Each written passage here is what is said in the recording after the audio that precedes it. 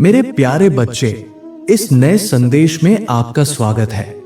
भगवान श्री कृष्ण कहते हैं, मुझे ज्ञात है कि तुम उस व्यक्ति के बारे में बार बार सोच रहे हो। तुम उसे भूलना चाहते हो, लेकिन वह तुम्हारे मन से जा ही नहीं रहा।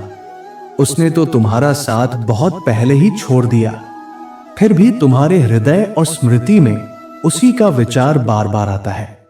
यह बात तुम्हें स्वयं भी समझ नहीं आ रही और यही तुम्हें भीतर से विचलित कर रही है। तुम्हारे भीतर बेचैनी है इस बात की कि जिसे तुम भुलाना चाहते हो वो क्यों तुम्हारे विचारों में फिर फिर लौट आता है। वो जो अब तुम्हारी जिंदगी का हिस्सा नहीं है, फिर भी तुम्हारे अंतर्मन में उसकी उपस्थिति क्यों बनी हुई है। मेरे बच्चे, इसके पीछे कुछ गहरे और आत्मिक कारण हैं और मैं भगवान श्री कृष्ण की कृपा से इस संदेश के माध्यम से तुम्हें यही समझाने आया हूं कि क्यों वो व्यक्ति बार बार तुम्हें याद आता है, क्यों तुम्हारे सामने ऐसी घटनाएं घटती हैं जो तुम्हें उसी की याद दिला देती हैं। मेरे बच्चे, क्या तुम मेरी बातों पर विश्वास करते हो? यदि हां, तो 444 इंच टाइप करके मुझे बताओ। सबसे पहला कारण है तुम्हारा प्रेम को गहरा, सच्चा और निर्मल प्रेम जो तुमने उस व्यक्ति के लिए अनुभव किया था। यदि हम किसी से निस्वार्थ प्रेम करते हैं तो उसे आसानी से भुला पाना संभव नहीं होता। वो प्रेम आत्मा पर अंकित हो जाता है। कई बार तो वो अगले जन्मों तक बना रहता है। तुम्हारे मन में कुछ प्रश्न थे जिनके उत्तर केवल उसी व्यक्ति से मिलने थे, किंतु परिस्थितियां कुछ ऐसी बनी कि तुम्हें उनके उत्तर कभी नहीं मिले। यही अधूरापन, यही अपूर्ण संवाद बार बार तुम्हें उस व्यक्ति की ओर खींचता है। तुम्हारे मन में बहुत सी बातें थी जो तुम उससे कहना चाहते थे, लेकिन समय नहीं मिला। वो व्यक्ति तुम्हारे जीवन से चला गया और तुम मौन रह गए। इसीलिए बार बार उसका स्मरण होता है, क्योंकि वो बातें आज भी तुम्हारे हृदय में बोझ बनकर बैठी हैं। हर स्थान पर उसका चेहरा तुम्हारी आंखों के सामने आ जाता है, क्योंकि तुम्हारे भीतर की पीड़ा उन अधूरी बातों को पूर्ण करना चाहती है। तुम्हें लगता है काश एक बार वो मिल जाए, मैं अपने हृदय की सारी बात कह सकूं ताकि मेरा मन शांत हो सके। मेरे बच्चे, यदि तुम इस आत्मिक शांति के लिए तैयार हो तो हां टाइप करो और इस चैनल को सब्सक्राइब करो। दूसरा कारण है तुम्हारा गहन दुख। उस व्यक्ति ने तुम्हें जो पीड़ा दी वही तुम्हें उसे भुलाने नहीं दे रही। तुम्हारे भीतर बार बार यही विचार आता है कि तुमने तो सच्चे भाव से प्रेम किया, सदा अच्छा व्यवहार किया, उसकी प्रसन्नता का ध्यान रखा, फिर ऐसा क्या हुआ कि यह रिश्ता टूट गया। वह चाहे तुम्हारा मित्र हो, प्रेमी हो या कोई पारिवारिक सदस्य, तुमने हमेशा उसका भला ही चाहा, फिर भी वह चला गया। यही पीड़ा तुम्हारे हृदय में गूंजती रहती है और तुम्हें उसे बार बार याद कराती है। जब भी कोई ऐसी घटना घटती है जो उस व्यक्ति से जुड़ी रही हो, तुम्हारे भीतर पुरानी यादें फिर से जीवित हो उठती हैं। तुम्हें वे सारे क्षण याद आ जाते हैं जिनमें तुमने उसे अपनी संपूर्ण आत्मा से स्वीकार किया था, और इस प्रकार तुम फिर उसी पीड़ा में लौट जाते हो जहां से निकलने के लिए तुम निरंतर प्रयास कर रहे हो। मेरे बच्चे, मैं तुम्हारी परेशानी और तुम्हारी पीड़ा को भली भांति समझ रहा हूं। इसीलिए आज मैं तुम्हें यह बताने आया हूं कि किन कारणों से वो व्यक्ति तुम्हें बार बार याद आ रहा है। मुझे ज्ञात है कि उसने केवल तुम्हारे हृदय को नहीं, बल्कि तुम्हारे आत्मसम्मान को भी बहुत गहरी चोट दी है, और इसी कारणवश तुम उससे फिर से कोई रिश्ता नहीं रखना चाहते। तुम उसे पूरी तरह से भुलाना चाहते हो, लेकिन चाहकर भी उसे भूल नहीं पा रहे हो। मेरे बच्चे, ये कार्य कठिन अवश्य है, लेकिन असंभव नहीं। जीवन में ऐसा कोई भी कार्य नहीं जिसे तुम न कर सको। यदि तुम्हें अपने ऊपर विश्वास है तो इस कठिन समय से इन पीड़ादायक स्मृतियों से भी तुम बाहर निकल सकते हो। जब कोई व्यक्ति बार बार याद आता है तो उसके पीछे एक गहरा कारण होता है।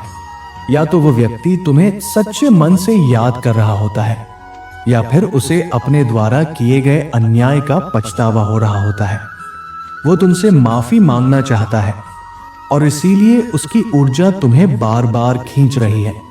मेरे बच्चे, वो अब जान चुका है कि उसने तुम्हारे साथ क्या खो दिया है।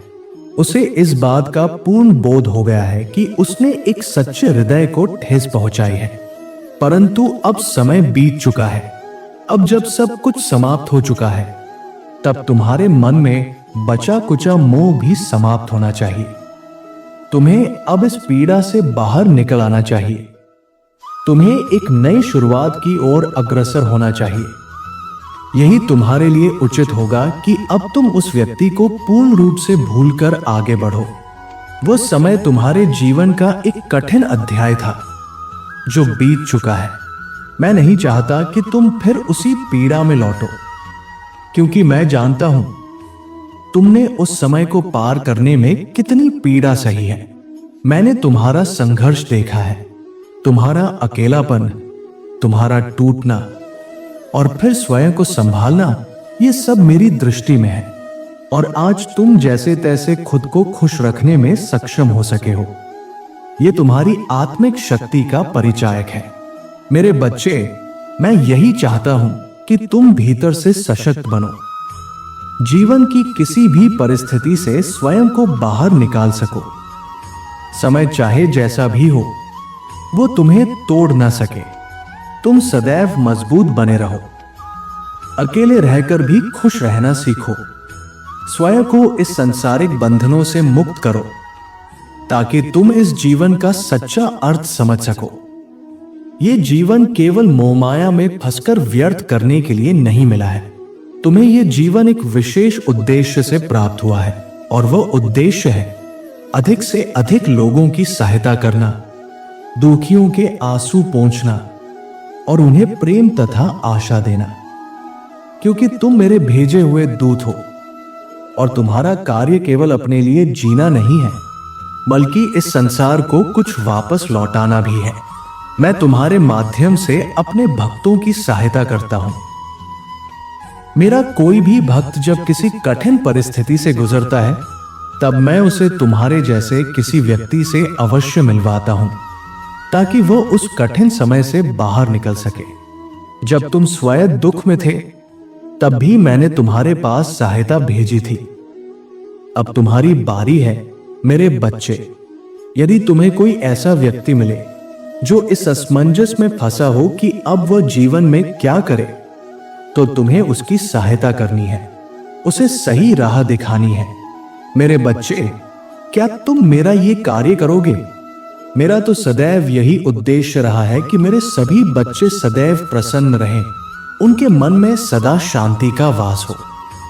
तुम भी हमेशा प्रसन्न रहो और जहां भी जा सको वहां खुशियां बांटने का प्रयास करो।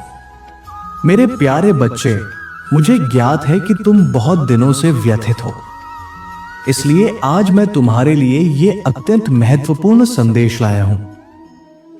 तुम्हारे जीवन में जो भी परिवर्तन आ रहे हैं, जो कुछ हो रहा है और जो आगे होगा, वो सब मेरी ही इच्छा से होगा। मैं देख रहा हूं कि कुछ दिनों से तुम अत्यधिक व्याकुल हो। तुम्हारे मन में कुछ ऐसी बातें हैं जो तुम्हें भीतर ही भीतर तोड़ रही हैं। तुम कभी स्वयं को दोष देते हो, कभी अपने भाग्य को, और कई बार तुम मुझसे भी प्रश्न करने लगते हो। मुझे ज्ञात है कि तुम्हें इस समय कुछ भी अच्छा नहीं लग रहा है। तुम बार बार सोच रहे हो कि तुम किसी काम के नहीं हो। तुम्हारा भाग्य दुर्भाग्यपूर्ण है। तुम्हें जीवन में कुछ भी प्राप्त नहीं हुआ। तुम सोचते हो कि तुम कोई भी काम सफलतापूर्वक नहीं कर पाए, और सारी मुश्किलें जैसे सिर्फ तुम्हारे ही हिस्से आई हैं। परंतु मेरे बच्चे, ये सब जो तुम सोच रहे हो, वो तुम्हारी सच्चाई नहीं है। ये केवल तुम्हारे मन का भ्रम है। तुमने अभी तक स्वयं को ठीक से पहचाना ही नहीं है। तुम तो वो जो मिट्टी को भी छू ले तो वो सोना बन जाए। तुम्हारे भीतर वो सब सामर्थ्य है जिससे तुम इस संसार में कुछ भी प्राप्त कर सकते हो। तुम किसी भी कठिन कार्य को सरलता से कर सकते हो, किसी का भी हृदय जीत सकते हो, किसी का भी प्रेम पा सकते हो, क्योंकि तुम एक पवित्र आत्मा हो। तुम एक विनम्र हृदय के स्वामी हो। फिर तुम अपने ही बारे में इस प्रकार के नकारात्मक विचार कैसे ला सकते हो? मेरे बच्चे, मैंने तुम्हें अपनी भक्तों की श्रेणी में स्वयं चुना है। फिर तुम स्वयं को इतना कमजोर कैसे समझ सकते हो?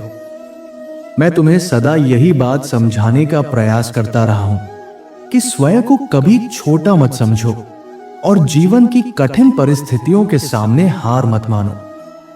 तुम्हारे भीतर अपार शक्तियां हैं जिनके बल पर तुम जीवन में न केवल सफल हो सकते हो बल्कि अत्यंत आनंद और शांति भी पा सकते हो। बस तुम्हारा ध्यान सही दिशा में केंद्रित होना चाहिए। बाहरी भटकाव से अपने चित्त को हटाओ और अपने भीतर की उस आवाज को सुनने का प्रयास करो जो सच्चा मार्गदर्शन है। तब तुम्हें ज्ञात होगा कि जिसे तुम बाहर ढूंढ रहे थे वो तो सदा से तुम्हारे भीतर ही विद्यमान था।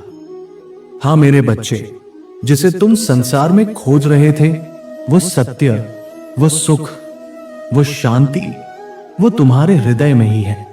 यदि आज तुम इस संदेश को अपने अंतर्मन से स्वीकार करते हो तो इस श्रद्धा के प्रतीक स्वरूप मेरे इस वीडियो को लाइक करो।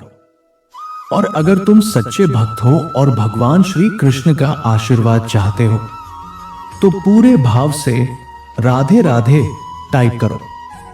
भगवान श्री कृष्ण का आशीर्वाद हमेशा आपके साथ है। आपका जीवन प्रेम, विश्वास और विजय से भरा रहे। भगवान श्री कृष्ण के दैनिक संदेशों के लिए हमारे चैनल को सब्सक्राइब करें और आने वाले दिव्य संदेशों की सूचना पाने के लिए बेल आइकन भी दबाएं। राधे राधे।